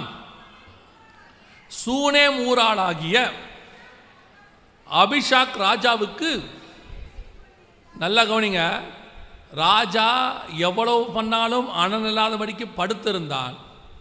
வஸ்திரங்களை போட்டு மூடினாலும் அவனுக்கு அனல் உண்டாக்கவில்லை அப்படின்னு சொல்லி 2வது வசனம் சொல்லுது. இந்த வசனம் சொல்லுது ராஜா எழுந்திருச்சு உட்கார்ந்திருந்தானாமா. அடுத்த வசனம் சொல்லுது அப்பொழுது ராஜா உனக்கு என்ன வேண்டும் என்று பத்சேபாளை பார்த்து கேட்டான் அப்படின்னு இருக்கு. ராஜா ஏஞ்சி உட்காந்துட்டான். அப்படின்னா என்ன அர்த்தம்? இவளுடைய மினிஸ்ட்ரி மிகப்பெரிய சக்சஸ், ரிவைவலை கொண்டு வந்துருச்சுன்னு அர்த்தம், எழுப்புதலை கொண்டு வந்துருச்சுன்னு அர்த்தம். அனல் இல்லாமல் படுத்திருந்த ராஜாவை எழும்பி உட்கார வச்சுட்டான். இதுதான் நம்முடைய ஊழியத்தினுடைய முடிவாக இருக்கணும். இதை நம்ம கண்ணு பார்க்கணும், நமக்கு ஒரு வாஞ்சை இருக்கணும். ஆண்டவர் எனக்கு சொல்லி கொடுத்தாரு. ஆசீர்வாதத்தை சுதந்திரிப்பதில் 3 வகை இருக்குது. 3 வகை இருக்கு. ஒன்று, ஆபிரகாம் அந்த தேசத்தை ஆண்டவர் சொன்னார், நீ போ, கானான் தேசத்தை உனக்கு தருவேன் அப்படின்னார். தேசத்துக்கு போயிட்டார். ஆனால் அந்த தேசத்தில் அவர் ஈசாக்கோடும் யாக்கோபோடும் கூடாரங்களில் குடியிருந்தார். பேரப்பிள்ளை வரைக்கும் பார்த்துட்டார். பேரப்பிள்ளை வரைக்கும் அவர் பார்த்துட்டார். இது ஒரு ஆசீர்வாதம். வயது சென்று பூர்ண வயது உள்ளவனாய் மரித்தான். நான் உலக பிரகாரமாக இப்போ பேசலை, ஸ்பிரிச்சுவலி சொல்கிறேன். 2வது, மோசே தேசத்துக்குள்ளே போகலை, ஆனால் தூரத்திலிருந்து பார்த்துட்டார். சிலர் அந்த ஆசீர்வாதத்தை பார்ப்பாங்க, சுதந்திரிக்க மாட்டாங்க. தெரியும் இந்த ஆசீர்வாதம் ஒன்று இருக்குது, வந்துருச்சு, ஒரு ஆறுதல் பார்த்தாச்சு, ஆனால் சுதந்திரிக்க மாட்டாங்க. இது 2வது கேட்டகரி. 3வது கேட்டகரி ஒன்று இருக்குது. ஈசாக்கு தன் பிள்ளைகளை தடவி தான் பார்த்தா, பேர பிள்ளைகளை பார்க்கவே இல்லை. தேசத்தில் தான் இருக்கிறான், ஆனால் அவனால் என்ன பண்ண முடியல? தன் பிள்ளைகளையும் பார்க்க முடியல, பேர பிள்ளைகளையும் பார்க்க முடியல. இப்போ பாருங்கள், இந்த 3 கேட்டகரி. 1, தடவினா ஆனால் பார்க்க முடியல. 2, தூரத்துலேருந்து பார்த்தான், சுதந்திரிக்க முடியல. 3, பார்த்தான், நடந்தான், சுதந்திரிச்சான், பேர பிள்ளை வரைக்கும் பார்த்தான். அதே மாதிரி தான் எழுப்புதலை நம் கண்கள் காண வேண்டும், சுதந்திரிக்க வேண்டும், அதை கொண்டு போய் பரலோக ராஜ்யத்தில் ஒப்படைக்க வேண்டும். அந்த 3 ஆசீர்வாதமும் சபைக்குள்ள இருக்கணும். சும்மா எழுப்புதலை அங்கே பார்த்தோம், இங்கே பார்த்தோம், அங்கே அமெரிக்காவில் வந்துச்சு, ஐரோப்பாவில் வந்துச்சு, நாங்கள் பார்த்தோம், போய் சிலர்லாம் அதில் ஒரு பெருமை, நாங்கள் போய் அங்கேயே பார்த்துட்டு வந்தோம். இது மோசே பார்த்த மாதிரி. சிலர் பேசிக்கிட்டு இருக்கிறோம், அசூசா ஸ்ட்ரீட்டில் வந்துச்சாமா, 2000 வருஷத்துக்கு முன்னாடி வந்துச்சாமா, இது தடவி பார்க்கறது. ஓகே, நமக்கு தெரியுது. ஆனால் ஒரு ஆசீர்வாதம் இருக்கு, நாமளே அதை சுதந்திரிக்கணும், நாமே அதை பார்க்கணும், நாமே நம்முடைய சந்ததிகளுக்கு அதை கொண்டு போகணும். அப்படி ஒரு ஆசீர்வாதத்தை, எழுப்புதலை நீங்களும் நானும் கொண்டு வர வேண்டும். இன்னைக்கு அந்த ஆசீர்வாதத்தை கொண்டு வர இடத்துல இருக்கிறோமா? சபை என்பது எதற்கான இடமா மாறிடுச்சு? ஆசீர்வாத சென்டராக மாறிடுச்சு. வரும்போதே எல்லாருக்கும் ஒரு ஜப குறிப்பு. அந்த ஜப குறிப்பு தான் உங்களுடைய வாழ்க்கையே. சிலருக்கெல்லாம் சபைக்கு வந்த நாள்ல இருந்து வருகைக்கு போகிற வரைக்கும் ஜப குறிப்பு இருந்துகிட்டே இருக்கும். அவங்களுக்கு வேற காரியமே இருக்காது. சபைக்கு எதுக்கு வந்தீங்க? நாங்கள் ஒரு பெரிய பிரச்சனையில் இருந்தோம், கர்த்தர் கொண்டு வந்தார், சோத்திரம், பிரைஸ் தி லார்ட், வந்துட்டீங்க. அடுத்து என் பொண்ணுக்கு ரொம்ப வயசாயிருச்சு, 24 ஆயிடுச்சு, எப்படியாவது ஒரு கல்யாணம் பண்ணி பார்க்கணும், ஜப குறிப்பு எழுதி கொடுப்பாங்க. இப்போது எல்லாத்துலேயும் ஜப குறிப்பு வரும். வெள்ளிக்கிழமை ப்ரேயரில் வரும், சனிக்கிழமை ப்ரேயரில் வரும், ஞாயிற்றுக்கிழமை ப்ரேயரில் வரும். பாஸ்டர் இறங்கி போனால் வரும், ஏறி வந்தால் வரும். பாஸ்டரை இப்போ அவங்கள பார்த்தோன்னா சுற்றி போவார். ஏன்னா அந்த ஜப குறிப்பு இருந்துகிட்டே இருக்கும். இப்போ கல்யாணம் ஆயிடுச்சு கர்த்தருடைய கிருபையினால, கரெக்டாக 3 மாதம் கழித்து திருப்பி வருவாங்க. பாஸ்டர், என் பொண்ணுடைய வயிற்றில் ஒரு புழு பூச்சியாவது வரணும். ஏன் புழு பூச்சி வரணும்? ஏற்கனவே வயிற்றில் பூச்சி தான் இருக்குதே. அப்புறம் அதுக்கு ஒரு அழுகை. 6 மாதம் இந்த ஜப குறிப்பு எல்லா இடத்திலும், என் மகளுக்கு பிள்ளை பிறக்க வேண்டும், பிள்ளை பிறக்க வேண்டும், பிள்ளை பிறக்க வேண்டும். அப்புறம் கர்த்தர் கிருபையா ராகேலை நினைத்தருளான்ற மாதிரி குழந்தைய கொடுத்துருவார். இப்போ அடுத்து 6 மாதம் சும்மா இருப்பாங்க. என் பேரப்பிள்ளைக்கு சரியாகவே பேச்சு வர மாட்டேங்குது, என்னென்னவோ பண்ணி பார்த்துட்டோம், பேசவே மாட்டேங்கிறான். அதுக்கு ஒரு ஜப குறிப்பு. அப்புறம் 6 மாதம் கழிச்சு அடுத்த ஜப குறிப்பு, என் பேரப்பிள்ளை ரொம்ப பேசுகிறான், அடங்கவே மாட்டான். அதுக்கு ஒரு ஜப குறிப்பு. அதுக்கப்புறம் எல்லாம் முடிஞ்சிருச்சு. அடுத்து கொஞ்ச நாள் அமைதியாக இருப்பாங்க. திருப்பி என் பேரப்பிள்ளைக்கு ஒரு நல்ல வரன் இருக்கணும். திருப்பி அந்த அம்மா வந்துடும். காலம் ஃபுல்லாக சபைக்கு ஏதோ ஒரு ஜப குறிப்போடையே வர்றது, ஜப குறிப்போடையே போகிறது. எதுக்கு ஆண்டவர் என்னை சர்ச்சுக்கு கூட்டிகிட்டு வந்தார்? இந்த சபையில் என்னை வச்சதுக்கான நோக்கம் என்ன? வரும்போது வனாந்தரத்தில் நயங்காட்டி அழைச்சா மாதிரி ஏதோ ஒரு தேவையை வச்சு கர்த்தர் கூட்டிகிட்டு வந்தார், உண்மை. ஆனால் வெறும் தேவையோடு கூடவே இருக்கக்கூடாது. எதுக்காக நான் இந்த சபையிலே நாட்டப்பட்டேன்? இந்த தோட்டத்துக்குள் கொண்டு வந்து கர்த்தர் என்னை நாட்டினதுக்கான நோக்கம் என்ன? நான் என்ன கனி கொடுக்க வேண்டும்? கர்த்தர் என்னை எடுத்துக்கு பயன்படுத்துகிறோம். சில ஆட்கள்லாம் கோச்சிக்காதீங்க, கோச்சிக்கிட்டாலும் ஒன்றும் பிரச்சனை இல்லை. 25 வருஷம் ஒரே இடம் கேட்டால் அதில் ஒரு பெருமை வேற இருக்கு. நான்லாம் பாஸ்டர் முதல்ல இங்கே வரும்போது கூட இருந்த ஆள். இறுதியில் பாஸ்டர் இந்த அளவுக்கு ஊழியத்தில் வளர்ந்துருக்கிறாரு, ஆவிக்குரிய வாழ்க்கையில் வளர்ந்துருக்கிறாரு. நீங்கள் என்ன அணிய, நீங்கள் என்ன பண்ணிய? 4 சேர் உடைச்சிருக்கோம், 4 சேர் உடைச்சிருக்கோம். அதில் வேற ஒரு பெருமை, நான் கடைசி ரோவில் தான் உட்காருவேன், நான் வர்றதும் தெரியாது போகிறதும் தெரியாது. இதில் என்ன ஒரு பெருமை? இதே விஷயத்தை உங்கள் மனைவி கிட்ட போய் சொல்லுங்கள். நான் வீட்டுக்கு வர்றதும் தெரியாது போகிறதும் தெரியாது, அவள் தூங்கின பிறகு வீட்டுக்குள்ளே வருவேன், அவங்க ஏந்திரிக்கிறதுக்கு முன்னாடி வெளியே போயிடுவேன். எவனாக இருந்தாலும் ஒரு கேள்வி கேட்பான், நீ எதுக்கிட்ட அந்த வீட்டுக்கு போகிற? கேட்பானா இல்லையா? அப்போ சபையில் உங்கள் மூலமாக ஆண்டவருக்கு என்ன பிரயோஜனம்? ஆசாரிப்பு கூடாரத்துக்குள் கர்த்தர் ஒவ்வொரு பாத்திரத்தையும் கொண்டாடுறாரு. குத்து விளக்கு கொண்டு வராரு, மேஜை கொண்டு வராரு, திரைச்சீலை கொண்டு வராரு, எல்லாம் கொண்டு வராரு. ஆனால் அவர் எதெல்லாம் அந்த ஆசாரிப்பு கூடாரத்துக்குள் கொண்டு வந்தாரோ அத்தனைக்கும் வேலை இருந்தது. ஒன்று கூட சும்மானு இருக்காது அந்த இடத்துல. நல்லா கவனிச்சு பாருங்க. ஆசாரிப்பு கூடாரத்தில் நிறைய பொருள் செய்ய சொல்வார். ஆனால் ஆசாரிப்பு கூடாரம் டிராவல் பண்ணுது, ஒரு இடத்துல இன்னொரு இடத்துக்கு டிராவல் பண்ணுது. யாராக இருந்தாலும் நம்ம எல்லாரும் என்ன பண்ணுவோம் தெரியுமா? ஒரு காரியத்தை செய்யும் போது எக்ஸ்ட்ராவாக கொஞ்சம் வாங்கிக்குவோன்னு சொல்லுவோம். யூஸ்வலாக இப்போ பெயிண்ட் பண்ண போகிறோம், எக்ஸ்ட்ரா 2 லிட்டர் வாங்கிக்கோங்கப்பா, ஒரு வேளை இல்லாமல் போயிட போகுது. நம்ம யூஸ்வலாக அதை சொல்லுவோம். இப்போ சாப்பாடு போட போகிறோம், 50 பேர், ஒரு 10 பேருக்கு எக்ஸ்ட்ரா போடுங்க, இல்லாமல் போயிட போகுது நம்ம சொல்லுவோம். ஆனால் ஆண்டவர் ஆசாரிப்பு கூடாரத்துக்கு மட்டும் என்ன தேவையோ அதை மட்டும்தான் செய்ய சொன்னார். எக்ஸ்ட்ராவாக ஒன்று கூட செய்ய சொல்லலை. அதோட அர்த்தம் என்னன்னா, எதெல்லாம் ஆசாரிப்பு கூடாரத்துக்குள்ள வந்ததோ அத்தனைக்கும் அங்கே ஒரு வேலை இருந்தது, அழைப்பு இருந்தது, அபிஷேகம் இருந்தது, கர்த்தருடைய திட்டம் இருந்தது அது மேலே. அதே மாதிரி தான் இந்த ஆசாரிப்பு கூடாரத்துக்குள் உங்கள் அத்தனை பேரையும் கர்த்தர் கொண்டு வந்திருக்கிறார். உங்கள் அத்தனை பேருக்கும் ஒரு அழைப்பு இருக்கிறது, ஒரு தரிசனம் இருக்கு. இல்லைன்னா கொண்டாந்து சும்மா எங்களுக்கு இடத்தை நிரப்பி நாங்கள் ஃபுல்லாக உட்கார்ந்துருக்கிறோன்றதுக்காக எங்களை சாட்டிஸ்ஃபை பண்ணுறதுக்கு உங்களை கூட்டிகிட்டு வரல கர்த்தர். நாங்கள் இதை விட சின்ன கூட்டமாக இருக்கும் பொழுதே மனரம்யமாய் கர்த்தரை ஆராய்ச்சிருக்கிறோம். பாலத்துக்கு அந்த பக்கத்தில் இப்பவும் ஆராதிக்கிறோம். இன்னும் பெரிய கூட்டம் கொடுத்தாலும் ஆராதிப்போம். ஆனால் நீங்கள் ஏன் வந்தீர்கள்? உங்களை ஏன் கர்த்தர் கொண்டு வந்து தோட்டத்தில் நாட்டினார்? கொண்டு வருவதற்கான முகாந்தரம் என்ன? ஒரு நாள் தான் ஆண்டவர் கேட்டிருக்கிறீங்களா? ஆண்டவரே, என்னை எதுக்கு இந்த சர்ச்சில் வச்சிருக்கீங்க? என்னை கொண்டு என்ன செய்ய போறீங்க? உங்க வேலை என்ன? வந்தேன், ரட்சிக்கப்பட்டேன், அபிஷேகம் பெற்றேன், ஞானசானம் எடுத்தேன், அப்புறம் அவ்வளோதான். ஞானசானம் எடுத்தேன், அப்புறம் அபிஷேகம் பெற்றேன், அப்புறம் ரட்சிக்கப்பட்டேன், அப்புறம் அவ்வளோதான். எத்தனை வருஷம்? 25 வருஷம். அப்புறம் என்ன பண்ணீங்க சர்ச்சில்? ஒன்றும் இல்லைங்க. நீங்கள் எப்போ என்னை வந்தீங்கன்னா அந்த தூண் பக்கத்தில் பார்க்கலாம், அதான் என் இடம். அதில் யாராவது மாறி உக்காந்துட்டா வந்து கிட்ட, ஏன் வேற இடத்துல கூட உட்கார மாட்டாங்க. கேட்டால் சொல்லுவாங்க, அங்கே உட்காந்து செய்தி கேட்டால் தான் கேட்ட மாதிரி இருக்குது. வேற இடத்துல உட்காந்து கேட்டால், அதில் வேற ஒரு அம்மா எனக்கு சொன்னாங்க ஒரு சர்ச்சில், நான் இங்கே தான் பாஸ்டர் உட்காருவேன். ஏம்மா?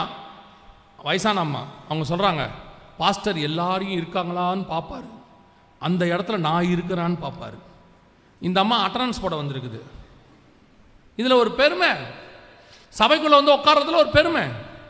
கவனிங்க, நீங்கள் வரணும், சபை கூடி வருவதில் விட்டுவிடக்கூடாது. ஆனால் வந்து என்ன வளர்ச்சி? 25 வருஷம், 10 வருஷம், 5 வருஷம் இருக்கீங்க, என்ன வளர்ச்சி? ஒரு ஒரு ஒரு ஆவிக்குரிய வாழ்க்கையில் ஒரு வளர்ச்சி தெரியணும்ல. ஒரு பையனை ஸ்கூலுக்கு அனுப்புறீங்க, எல்கேஜிக்கு போயிட்டு வரும்போது ஒரு கேள்வி கேட்பீங்க, என்ன சொல்லி கொடுத்தாங்கப்பா? Ringa ringa roses baa baa black sheep சொல்லி கொடுத்தாங்க. ஃபர்ஸ்ட் ஸ்டாண்டர்ட் போயிட்டு வரான், என்னப்பா சொல்லி கொடுத்தாங்க? Ringa ringa roses baa baa black sheep. என்னடா இதுவே தானடா, 2 வருஷமா ஒன்றும் மாற்றவே இல்லையா? 5வது போயிட்டு வரான், என்னடா சொல்லி கொடுத்தாங்க? Ringa ringa roses. என்னடா ஸ்கூல் அது, என்னடா டீச்சரு, நீ என்ன தாண்டா படிக்கிற கேட்பீங்களா மாட்டீங்களா? உங்களை கேட்டு பாருங்க, 5 வருஷம் ஒரு ஊழியத்தில் எடுத்து ஒரு துரும்பு எடுத்து போட்டிருக்கீங்களா?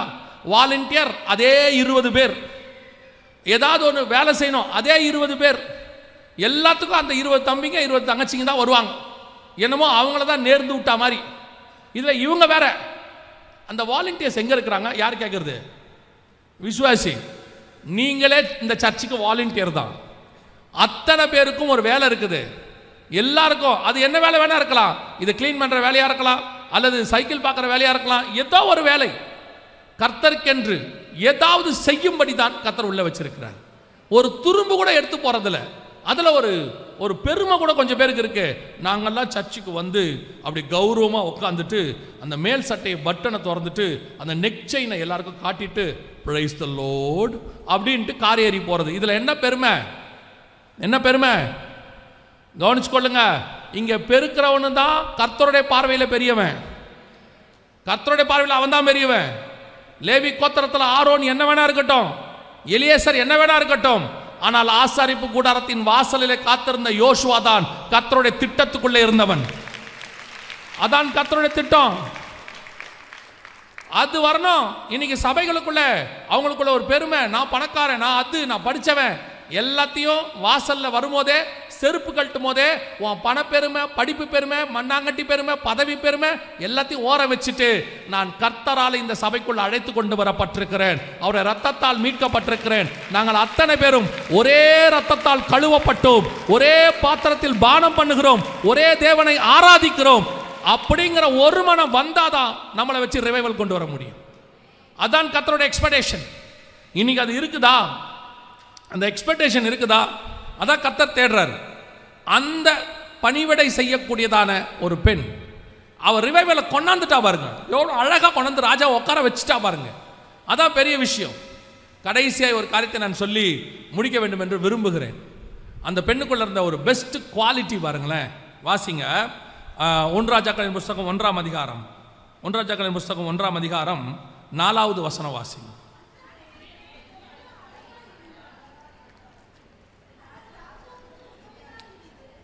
அந்த பெண் வெகு அழகாக இருந்தால், அவள் ராஜாவுக்கு உதவியாக இருந்து அவனுக்கு பணிவிடை செய்தால், ஆனாலும் ராஜா அவளை அறியவில்லை.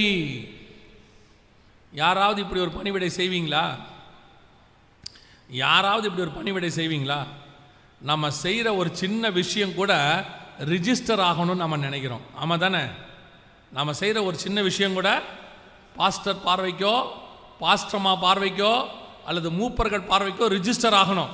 அவங்க பார்க்கும்போது அந்த ஊழியத்தை நம்ம செய்கிறத அவங்க பார்க்கணும்.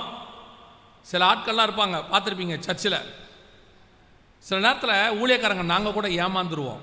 எதில் ஏமாந்துருவோம் தெரியுமா? சர்ச்சில் நிறைய வேலை இருக்கும். இப்போ நீங்கள் போயிட்டீங்கன்னா இவ்வளோ அழுக்கு இருக்கும், நீங்கள் வந்துட்டு போனதானே, அந்த மிதிச்சுட்டு போனது, நிறைய க்ளீன் பண்ண வேண்டியதெல்லாம் இருக்கும். நாங்கள் பல நேரத்தில் சில ஆட்கள் இருப்பான் சர்ச்சில்.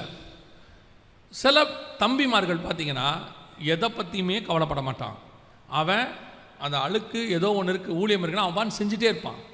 அவன் செஞ்சுட்டே இருப்பான். பாஸ்டர் பார்க்குறாரு, பாஸ்டர்மா பார்க்குறாங்க, அதெல்லாம் அவனுக்கு கவலையே கிடையாது. நான் இங்கே இருக்கேன் செய்வான். சில பார்த்தீங்கன்னா உட்காந்துக்கிட்டே இருப்பான். அப்படி பாஸ்டருடைய தலை தெரிஞ்சவனை எந்திரிச்சுப்பா மாப்பிடுவான். அதுவும் சவுண்டாக மாப்பிடுவான். அப்பா டேய் அதை படுறான், இந்த படுறான்பா.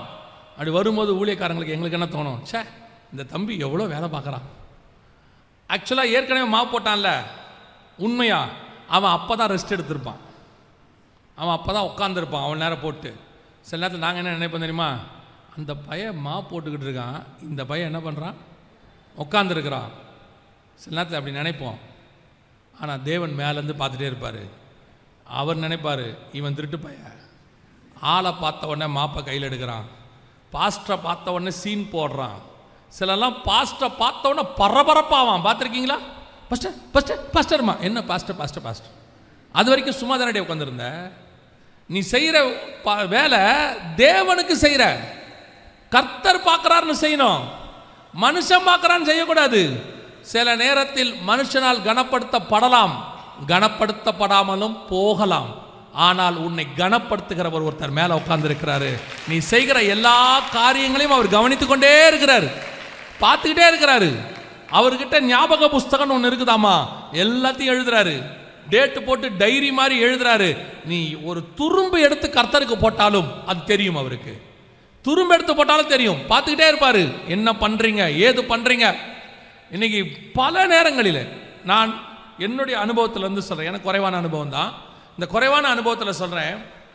எங்கள் சபையில் நாங்கள் ஊழியம் பண்ணுற காலத்தில், அதாவது நாங்கள் விசுவாசியாக போயிட்டு இருக்கும்போது, எங்கள் பாஸ்டர்லாம் ஒரு நாளும் எங்களை கூப்பிட்டு நாங்கள் வாலிபர்கள் அத்தனை பேர் இருந்தோம். அப்போ எங்கள் சபையில் வந்து நிறைய வாலிபர்கள், எங்கள் யாரையுமே கூப்பிட்டு எந்த வேலையுமே செய்ய சொன்னதே கிடையாது.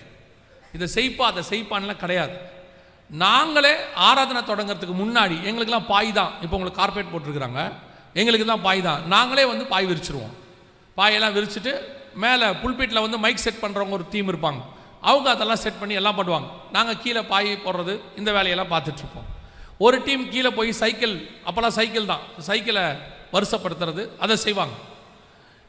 எங்கள் பாஸ்டர் அப்போல்லாம் சிசிடிவி கேமராலாம் ஒன்றுமே கிடையாது. அவர் ஆராதனைக்கு வர்றதுக்கு முன்னாடி வரைக்கும் உள்ரூமில் முழங்கால் போட்டுக்கிட்டு இருப்பார். நேராக பைபிளை தூக்கிட்டு புல்பீட்டுக்கு தான் வருவார். அவர் பார்க்குறாரு பார்க்கலங்கிறது எங்களுக்கு தெரியவே தெரியாது. ஆனால் ஒன்று, எங்கள் அத்தனை பேரையும் கர்த்தர் பார்த்துக்கிட்டே இருந்தார் மேலேருந்து. நாங்கள் இன்றைக்கி சொல்லுவோம், எங்கள் பாஸ்டர்கிட்ட இருந்து குறைஞ்சபட்சம் ஒரு 100 ஊழியக்காரனாவது உருவாகியிருக்கிறான். 100 ஊழியக்காரன் உருவாகியிருக்கிறான். எங்கள் பாஸ்டர் அவங்களெல்லாம் அபிஷேகம் பண்ணி அனுப்பினாரான்னு தெரியாது, ஆனால் கர்த்தர் அத்தனை பேரையும் அபிஷேகம் பண்ணி அனுப்பியிருக்கிறார். கர்த்தர் செலக்ட் பண்ணி அனுப்பியிருக்கிறார், கர்த்தர் தேர்ந்தெடுத்தார். அவர் பார்த்துக்கிட்டே இருக்கிறாரு. ராஜா அறியவில்லை, அபிஷேகம் பண்ண ஊழியத்தை யார் அறியவில்லை? ராஜாவுக்கு தெரியாது. வசனம் தெளிவா இருக்கு, ராஜா அவளை அறியாதிருந்தான். அதான் இம்பார்ட்டன்ட். யார் பார்க்குறாங்க யார் பார்க்கல, என்ன நடந்துச்சு என்ன கணம் பண்ணுச்சு, அதை பற்றி நமக்கு கவலையே இல்லை. எஸ்தரின் புஸ்தகத்தை வாசித்து பாருங்க. எஸ்தரின் புஸ்தகத்தில் ஒரு அற்புதமான காரியம் இருக்கு.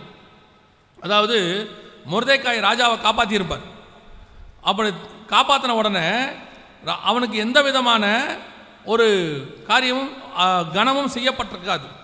அப்பொழுது ஒரு நாள் ராஜா என்ன பண்ணுவார், இந்த காரியங்கள்லாம் வர்த்தமானங்களை படிச்சுக்கிட்டு இருக்கும்போது ராஜா கேட்பார், இந்த நம்மளை ஒரு மனுஷன் காப்பாற்றினானே, இதை அந்த மனுஷனுக்கு நம்ம கனப்படுத்திட்டோமா அப்படின்னு கேட்பார். ஒரு நாள் எவன் ஒருத்தன் மொர்தெக்காய் உயர்த்தப்படக்கூடாது என்று சொன்னானோ அவன் வாயாலேயே கர்த்தர் சொல்ல வைக்கிறாரு என்னென்னலாம் கனப்படுத்தப்படணும்னு சொல்லி. அவன் நினைக்கிறான் நம்ம தான் ராஜா கனப்படுத்த போறாரு, என்னை தவிர வேற யாரை ராஜா கனப்படுத்த போகிறாருன்னு சொல்லி அவன் என்ன சொல்றானா, தன்னை பற்றி பேசுறான். ஒரு நாள் வந்தது, ராஜா மொர்தெக்காயை கனப்படுத்தினார். மொர்தெக்காயால் காப்பாற்றப்பட்ட போது அதை மறந்துட்டார், ராஜா மறந்துட்டார். அதுக்கப்புறம் அது நினைப்பிலே இல்லை.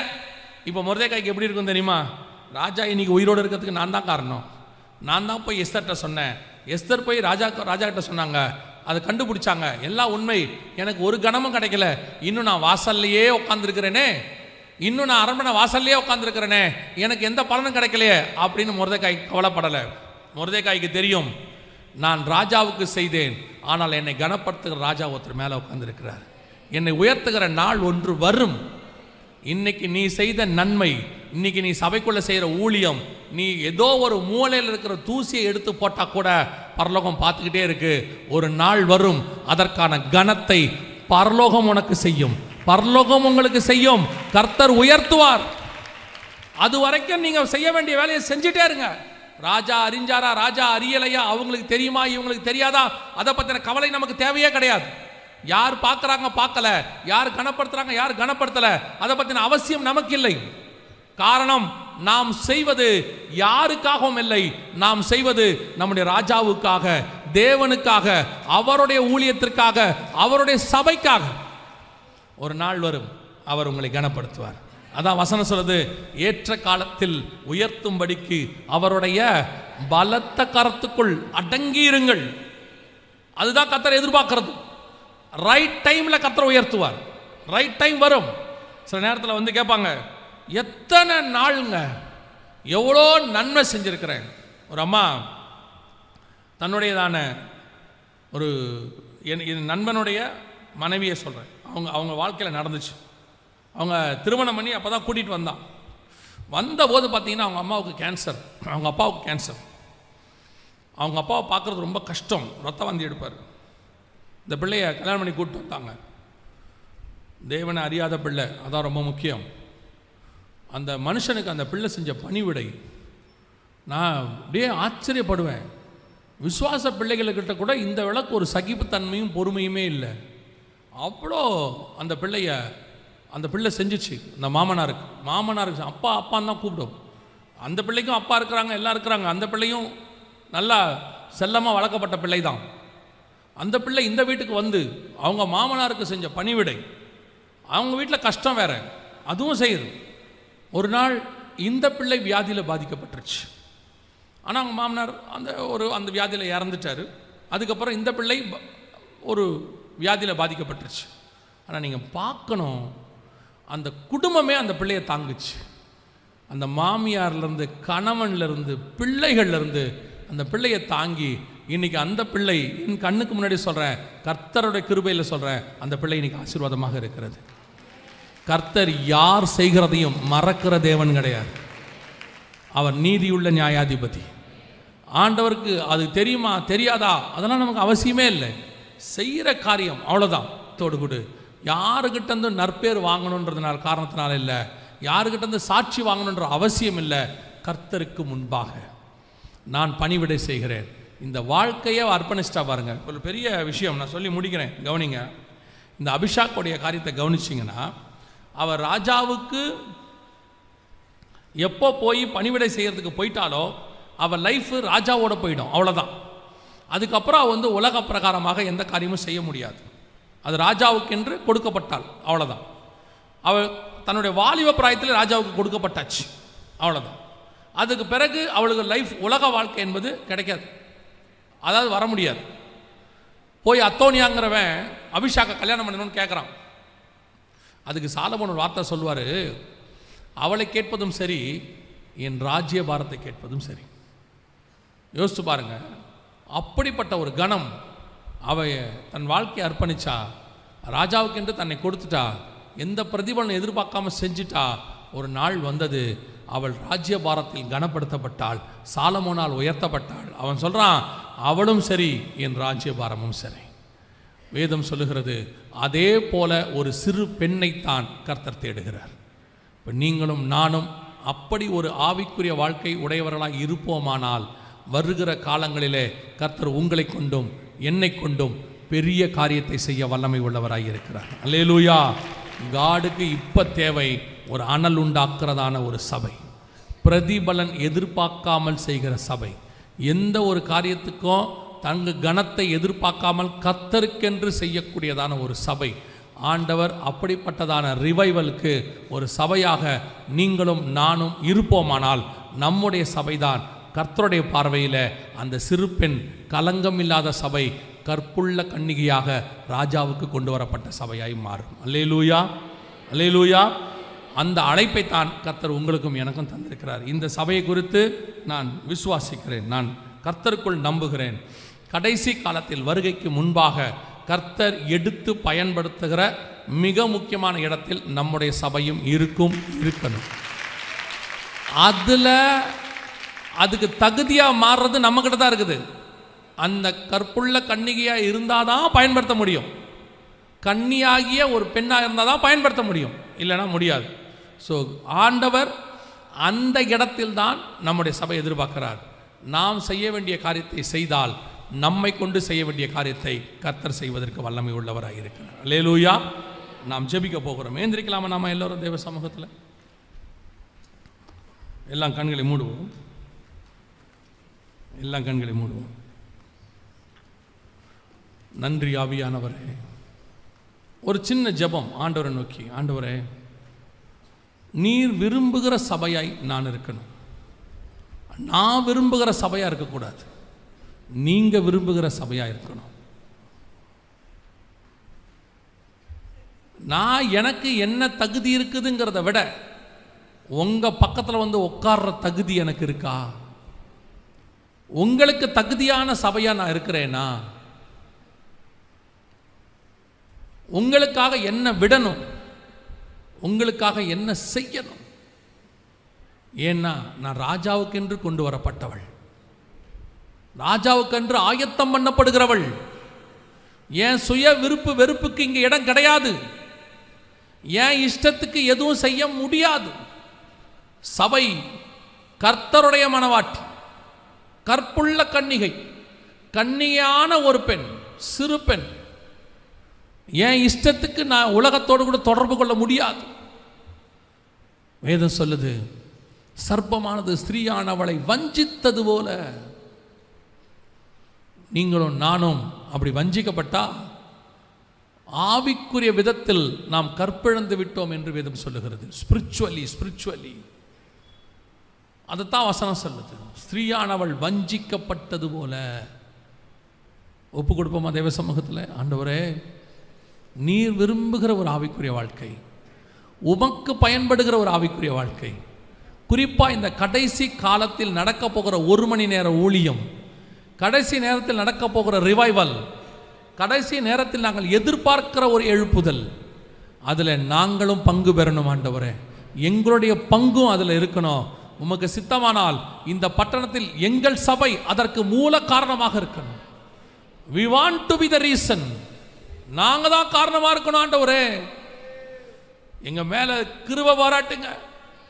எங்க மேல இருக்கிற தகுதியை வச்சு நாங்க கேட்கல, எங்களை அழைச்ச உங்க கிருபையை வச்சு நாங்க கேட்கிறோம் ஆண்டவரே. கடைசி காலத்தில் பயன்படுத்த போகிற ஆயுதங்களில் எங்கள் சபையும் ஒரு கூர்மையான எந்திரமாக பயன்படணும் ஆண்டவரே, பயன்படணும் ஆண்டவரே. ஏன் ஆண்டவரே எங்க சபையிலிருந்து ஒரு எழுப்புதல் புறப்படக்கூடாது? நீங்க நினைக்கிற அந்த மனுஷனா நாங்க ஏன் இருக்கக்கூடாது? நீங்க தேடுற அந்த சிறு பெண்ணா நாங்க ஏன் இருக்கக்கூடாது? ஆண்டவரே, எங்கிருந்தோ வர்ற எழுப்புதல் எங்க சபையிலிருந்து வரட்டோப்பா, எங்க மூலமா புறப்படட்டும் ஆண்டவரே அந்த தீ. ஒப்பு கொடுப்போமா தேவ சமூகத்தில்? நீங்க உங்களை கமிட் பண்ணாம இது நடக்காது. வெறும் செய்தியா கேட்டுட்டு போனா நடக்காது. இன்னைக்கு காலையில் உங்ககிட்ட கர்த்தர் சொன்னது அவருடைய பாரம், கர்த்தருடைய தேவை. செய்தியை ஏதோ ஒரு 3/4 மணி நேரம் 1 மணி நேரம் செய்தியா கேட்டுட்டு போனீங்கன்னா, இப்பவும் சொல்றேன், கர்த்தருக்கு எப்பவும் ஆல்டர்னேட் உண்டு, ஆல்டர்னேட் உண்டு. ஒரு மனுஷனையே நம்பிக்கிட்டு இருக்க மாட்டாரு. ஆனா ஒரு மனுஷனை நம்பினார்னா கடைசி வரைக்கும் அவனை நம்புவார். சவுல் மேல கடைசி வரைக்கும் 40 வருஷம் கர்த்தர் காத்திருந்தார். அப்புறமா தான் தாவீதை கூட்டிட்டு வந்தார். அதே மாதிரி தான் கர்த்தர் உன் மேல பெரிய தயவு வச்சிருக்கிறாரு. God has a mighty vision. பெரிய தரிசனம் உன் மேல இருக்கு. இல்லாம இந்த இன்ஃப்ராஸ்ட்ரக்சரை உனக்கு உருவாக்கி தர மாட்டாரு. இந்த பலிபீடத்திலிருந்து 2 நாள் பிரசங்கம் பண்ணதுனால, இங்க நின்னதுனால, உணர்ந்ததுனால நான் சொல்றேன், உன் மேல கர்த்தருக்கு ஒரு திட்டம் இருக்கு. கர்த்தர் உன்னை அழைக்கிற அழைப்புல நீ ஒரு பாத்திரம். அவருடைய மெகா பிளான்ல நீ ஒரு ஆளு. ஆனா அத கர்த்தர் உன்னை கொண்டு பயன்படுத்துறது உன் கையில தான் இருக்குது, உன் கமிட்மெண்ட்ல இருக்குது, உன் அர்ப்பணிப்புல இருக்கு. உன் விருப்பப்படி உன் இஷ்டப்படி வாழ்ந்துகிட்டு இருந்தீனா இந்த அழைப்புல இந்த தரிசனத்துல நீ இருக்க முடியாது. Thank you Jesus. உண்மையிலேயே எங்களை கொண்டு, என் சபையை கொண்டு ஏதாவது ஒரு காரியத்தை கர்த்தர் இந்திய அளவில் உலக அளவில் செய்யணும். உன் விஷன் அப்படி மாறணும். கர்த்தருடைய விஷன் உலக விஷன். போய் உலகத்தின் முடிவு பரியந்தம்னு சொன்னார் ஆண்டவர். ஏதோ ஒரு மூலையில சவுத் ஆப்பிரிக்கால ஒரு சின்ன இடத்துல தன்னுடைய தரிசனத்தை ஆரம்பிச்ச ரைனாட் பாங்கே முடிக்கும் போது 125 நாடுகளுக்கு சுவிசேஷம் சொல்லி, கிரைஸ்ட் ஃபார் ஆல் நேஷன்ஸ் சொல்லி, இந்த நூற்றாண்டிலேயே அவர்தான் கர்த்தரால் வல்லமையாய் பயன்படுத்தப்பட்டவர்னு கர்த்தரால் சாட்சி பெற்றவர். ஒரு கூட்டத்தில் மட்டும் 34 லட்சம் பேர் வந்திருக்கிறாங்க. அப்படி ஒரு கூட்டத்தை இதுவரைக்கும் யாரும் பார்த்ததே இல்லை. மரித்தோர் உயிரோடு எழுந்திருக்கிறாங்க. ஒரு ஜெர்மனியிலிருந்து போனவர், அவர் சவுத் ஆப்பிரிக்காவுக்கு, அவர் அந்த ஊருக்கார் கிடையாது. அப்படி அவரை எடுத்து இத்தனை லட்சத்துக்கு கர்த்தர் ஆசீர்வாதமாய் மாற்றுவாரானால் ஏன் உன்னையும் என்னையும் எடுத்து மாற்ற முடியாது? ஏன் முடியாது? ஆனால் ரெய்னார்ட் பாங்கேவுடைய அர்ப்பணிப்பு உனக்கு இருக்குமானால் கர்த்தர் உன்னையும் எடுத்து பயன்படுத்துவார். ரெய்னார்ட் பாங்கேவை நம்பினது மாதிரி கர்த்தர் உன்னை நம்புவாரானால் உன்னையும் எடுத்து கர்த்தர் பயன்படுத்துவார். ஒப்பு கொடுப்போமா தேவ சமூகத்தில்? நாம் கடைசியாய் ஜெபம் பண்ண போறோம். உண்மையிலேயே இந்த எழுப்புதலுக்கு என்னை கொண்டு ஏதாவது செய்யுங்கப்பா, என்னை கொண்டு ஏதாவது செய்யுங்கப்பா அப்படி நீ விரும்பினா, உங்களை கமிட் பண்ணா, அர்ப்பணிச்சா, இனி நான் அல்ல எல்லாம் கிறிஸ்துவே, அப்படி ஒரு அர்ப்பணிப்பு உங்களுக்குள்ளே வருமானால் உங்கள் கரங்களை தேவனுக்கு நேராக உயர்த்தி, ஆண்டவரே நாங்கள் எங்களை அர்ப்பணிக்கிறோம், நாங்கள் எங்களை தருகிறோம், உம்முடைய கிருபையுள்ள கரத்தில் எங்களை தருகிறோம். இனி நாங்கள் அல்ல, கிறிஸ்துவே எங்களில் ஜீவிக்கிறார். எங்களை என்ன செய்யணுமோ நீங்க செய்யுங்க, எப்படி நடத்தணுமோ நடத்துங்க ஆண்டவரே. சர்வ வல்லமை உள்ள எங்கள் தகப்பனே, இந்த முதலாம் ஆராதனைக்காக ஸ்தோத்திரம். கரங்களை உயர்த்தி ஜெபிக்கிற ஒவ்வொரு பிள்ளைகளுக்காய் ஜெபிக்கிறோம். தேவனாகிய கர்த்தருடைய எழுப்புதலுக்கான முதல் ஆரம்பமாய் இந்த கூட்டம் இருக்கட்டும். இந்த நாளிலிருந்து ஒரு தரிசனம் எங்கள் பிள்ளைகளுடைய இருதயத்துக்குள்ளே கடந்து வரட்டும். தேவ ஆவியானவருடைய அக்கினியானது ஒரு துளி இன்னைக்கு அத்தருடைய இருதயத்திலும் போடப்படட்டும். கர்த்தருடைய மகிமை மூடட்டும். கர்த்தர் இன்னையிலிருந்து ஒரு பெரிய தரிசனத்தை வைத்து அனுப்புவீராக. வீட்டுக்கு போகும்போது தரிசனத்தை வைத்து அனுப்புவீராக. அது கற்பம் தரிக்கட்டும், அது வளரட்டும். ஆண்டவரே, ஒரு பெரிய ரிவைவலை பெற்றெடுக்கட்டும். ஆண்டவரே நம்புங்கப்பா, சபையை நம்புங்கப்பா, எங்க ஜனங்களை நம்புங்க ஆண்டவரே. அப்படி செய்ய போற தயவுக்காய் ஸ்தோத்திரம். உம்முடைய மகிமை மூடட்டும். எங்கள் ஆண்டவர் இயேசு கிறிஸ்துவின் நாமத்தில் பிதாவே.